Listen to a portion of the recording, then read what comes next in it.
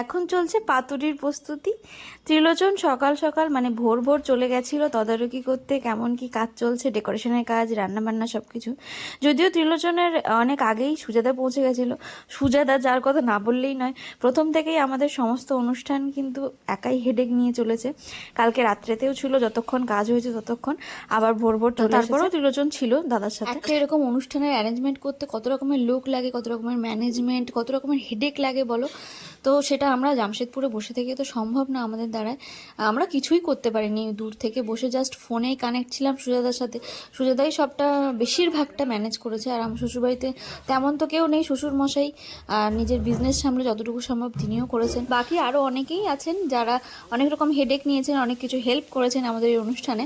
তো তাদের সবার জন্যই আশা করছি এই অনুষ্ঠানটা খুব ভালোই কাটবে।